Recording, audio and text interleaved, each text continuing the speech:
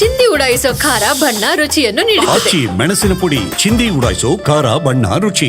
ಈಗ ಕಾಂಗ್ರೆಸ್ ನಾಯಕರ ಮೇಲೆ ಇಡಿ ದಾಳಿ ಆಗಿರ್ತಕ್ಕಂಥದ್ದು ನಿನ್ನೆಯಷ್ಟೇ ಏನು ಮೂಢ ಹಗರಣ ಆಗಿತ್ತು. ಈಗ ವಾಲ್ಮೀಕಿ ಹಗರಣದ ವಿರುದ್ಧವಾಗಿ ಈ ಒಂದು ಇಡಿ ದಾಳಿ ಆಗಿದೆ ಅನ್ನುವಂಥದ್ದು.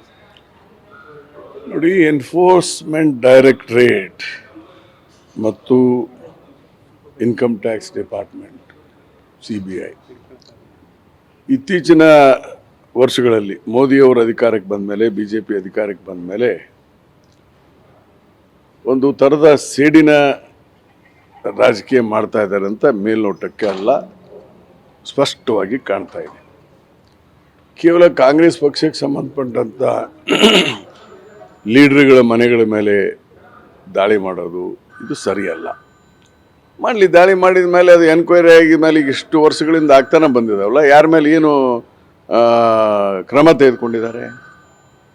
ಅದಕ್ಕೆ ಸುಮ್ಮನೆ ಕಾಂಗ್ರೆಸ್ ಪಕ್ಷದ ಹೆಸರನ್ನು, ಕಾಂಗ್ರೆಸ್ ಪಕ್ಷದ ಶಾಸಕರನ್ನ ನೈತಿಕತೆಯಿಂದ ಕಡಿಮೆ ಮಾಡಲಿಕ್ಕೆ ಇಂಥ ದಾಳಿಗಳನ್ನು ಮಾಡ್ತಾ ಇದ್ದಾರೆ.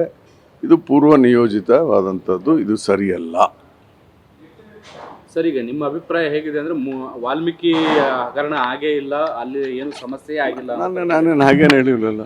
ವಾಲ್ಮೀಕಿ ಹಗರಣ ಆಗಿಲ್ಲ, ವಾಲ್ಮೀಕಿ ಹಗರಣದ ಮೇಲೆ ಎನ್ಕ್ವೈರಿ ಆಗಬಾರ್ದು ಅಂತ ಹೇಳಿದ್ರೆ ಈಗಾಗಲೇ ರಾಜ್ಯ ಸರ್ಕಾರ ಮಾಡಿದೆ, ಮಾಡ್ತಾ ಇದೆ.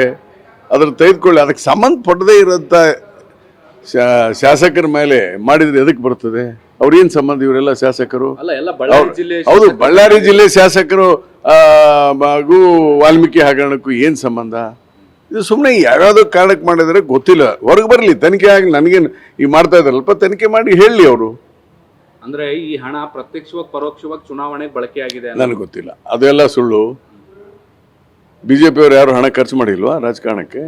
ನೋಡಿ, ಇದು ನಾನು ಈಗಾಗಲೇ ಸ್ಪಷ್ಟಪಡಿಸ್ತೇನೆ, ಕಾಂಗ್ರೆಸ್ ಪಕ್ಷದ ಹೆಸರನ್ನು, ಕಾಂಗ್ರೆಸ್ ಪಕ್ಷದ ಲೀಡರ್ಸ್ಗಳನ್ನು ಹೆಸರನ್ನು ಕೆಡಿಸಲಿಕ್ಕೆ ಇದೊಂದು ದುರುದ್ದೇಶದಿಂದ ಮಾಡಿದಂತೂ ನನ್ನ ಅಭಿಪ್ರಾಯ.